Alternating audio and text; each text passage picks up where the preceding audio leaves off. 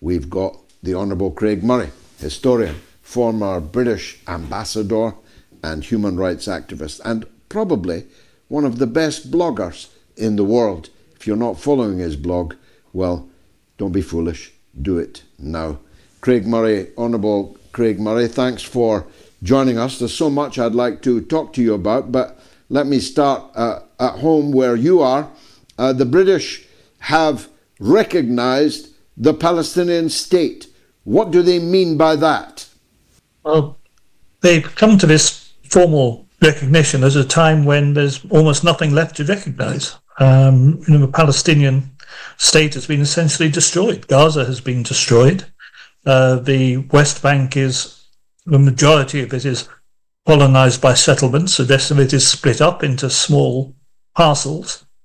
And East Jerusalem is increasingly encroached upon. So there is no viable Palestinian state to recognise. What it does, I suppose, is recognise the Palestinian right of self-determination formally, but the UK didn't need to do that. 3/4 of all the states in the world had already recognised a Palestinian state. On top of which, the UK and France and other countries have said that they're setting conditions on recognising Palestine as a state, including who should run Palestine in future. You can't recognise a state and then tell the people of that state who their government is going to be. You're not recognising them as an independent state. So, this is gesture politic by Starmer to try to placate people in the Labour Party who are obviously outraged at his support for genocide. And it has no practical meaning at all. But would it, for example, place any additional requirement? We know the requirement is absolute in any case, but any additional requirement or any additional leverage on people going to court in Britain, for example, and saying, we recognised a Palestinian state and yet we are not doing anything about the massacre of the people of that state. On the contrary, we're continuing to treat with and give special favours to, including training at military colleges and the rest, the people who are killing in huge numbers the citizens of that state that we just recognised. The duty to prevent genocide, which is a positive duty in the Genocide Convention, applies whether or not you recognise a state. And under the genocide, what used to be the Genocide Act in the UK, which was then incorporated into the International Criminal Court Act, is also a criminal offence in the UK as a matter of domestic law to be complicit in or aid a genocide. So all of those are very strong legal cases, which, of course, the authorities are showing no sign of prosecuting, and it's very difficult in the UK to get a private prosecution. Irrespective of recognition, the fact that you have recognised a state doesn't place upon you any legal obligation to then defend that state. Fine. Let's turn to New York. As a former diplomat, I know that you always take a great interest in United Nations business. They're all gathered there in New York. Netanyahu is there.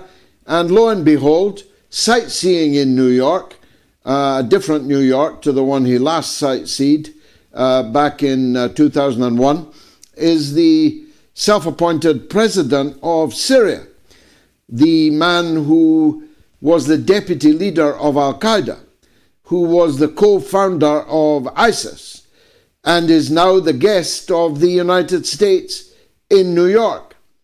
Does that not make you think that maybe Mr. Jolani, or whatever his latest alias is in fact coming home, and that these people have been working for the United States all along? Well, I think that's undoubtedly true.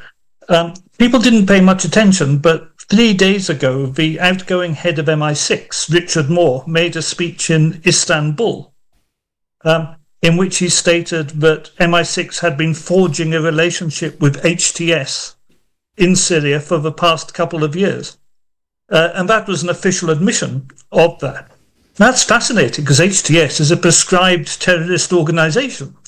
and yet there you have MI6. And I know when I was in Lebanon, I visited in a Bekaa Valley, the airbase from which the UK had been supplying HTS with weapons, where we'd been flying them in. And I actually met, in a pub, in fact, some of the trainers who had been training, British military trainers who'd been training HTS personnel. So you have this organisation, HTS, headed by al-Jilani, which was part of Al-Qaeda, part of ISIS, and which was funded by the Qataris and the Israelis and trained and armed by the British, among others. And you had the British secret services and military aiding a prescribed terrorist organisation, whereas now Palestine Action has made a prescribed terrorist organisation. Little old ladies are being arrested for simply holding a piece of cardboard supporting Palestine Action, when we've actually been arming prescribed organisations. So the whole thing is a kind of sickening level of hypocrisy. But yes, al-Jilani is an American stroke Israeli client and is there conferring with his masters. Sticking on the diplomatic track, Peter Mandelson didn't last long as His Majesty's envoy to Washington. He seldom lasts long in office.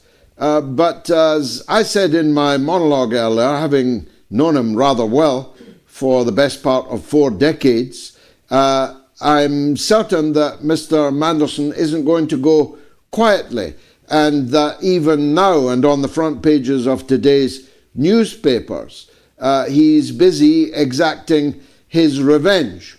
Meanwhile, Keir Starmer has plummeted to the lowest level of public approval of any Prime Minister in British history and taken Labour to its lowest share of the vote since it was founded more than a century ago.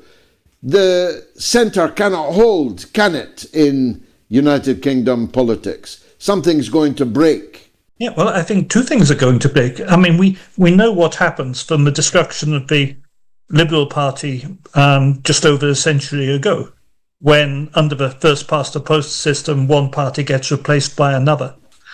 And it looks like we're going to see both the Labour and Conservative parties getting replaced as the main parties in a 2-party system. First past the post will always tend towards a 2-party system. It doesn't work well with multiple parties.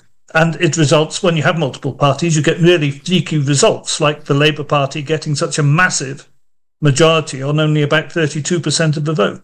But this time, it looks like the Labour Party really is facing oblivion, and the Conservative Party much the same thing. And undoubtedly, Reform's going to do rather well, unfortunately, with their pandering to, if you like, the immigration concerns of the British people by pointing towards racism. And it looked for a little while as though your party may be well placed to fill in the gap, to become the opposition on the left. But as you know, the last week has seen what looked like rather disastrous developments on the your party front. Now, when you were an ambassador, it was in Uzbekistan. You were sacked by a Labour Prime Minister and a Labour Foreign Minister for, and I quote from your dismissal letter, over-focusing on human rights. So they didn't make any bones about why they were dismissing you, but your part of the world, your former part of the world, remains very much in the news. We learned this week that Donald Trump managed to halt a war between Azerbaijan, was what he called it, and, a movable feast of adversaries. He later, yesterday, said that Azerbaijan had been fighting Cambodia. So he's a bit unclear. But you're clear. Isn't it the case that the NATO powers are roaming around Russia's near abroad looking for a new Ukraine to create? I think that's true. The Ukraine war is drawing to a rather ignominious close. And they're looking for new points of friction with Russia. And we had this extremely dubious story of Russian drones over Poland, which didn't really bear much investigation. Then we have the alleged intrusion into Estonian airspace of a couple of Russian jets, something which NATO does to Russia absolutely all the time, which newspapers didn't seem fit to mention. And we have the attempt to leverage the long-standing Azerbaijan-Armenian conflict. It shouldn't be forgotten in all this that Azerbaijan remains a major ally of Israel. And the West's attempt to isolate Iran, to boost Israel, and to cause friction which will drag in Russia is part of this whole connived great game narrative which they're working on. Their desire to destabilize and saber rattle is quite astonishing. There doesn't seem to be any adult in the room who says, why are we risking nuclear oblivion for the world by attempting to create the maximum possible friction with Russia and with Iran? Finally, one of the things that stood out for me in the Charlie Kirk story was the eye-wateringly high levels of funding which all of these outfits and their blogs and their operations are able to raise in the United States. Kirk was able to turn down $150 million from Netanyahu, allegedly.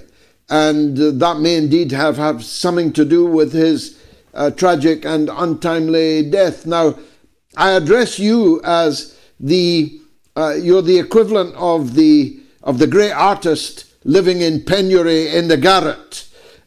You plough along with your wonderful blog, and I can read from your financial imprecations at the end of it that you're doing so on less than a shoestring. What do you think are the main impediments to people like you, and to a lesser extent people like me, have in getting people to pay for information that is so badly in their interest to know? It's extraordinarily difficult. I think part of the problem is that people like you and me are dependent on donations from ordinary members of the public, who of course have many demands on their finances, whereas our equivalents in the United States tend to be funded by billionaires or foundations established by billionaires. Getting people to put their hand in their pocket when living standards are falling, people's real incomes are declining, is very, very difficult.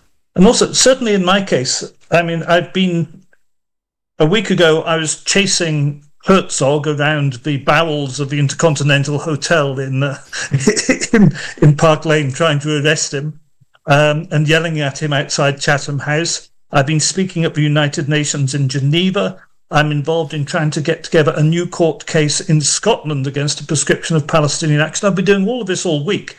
And the income from my blog doesn't just fund my journalism, it funds all that activity too, including, hotel rooms in London and Geneva when I'm there and all that kind of thing. And bluntly, it doesn't cover it. It's actually very, very difficult. But I do think perhaps people don't understand that. And there's also a deliberate meme that the state-run trolls and blog farms put out things calling us grifters and claiming we are making a great deal of money in order to deter people from subscribing, whereas in fact we're very definitely not making any money at all.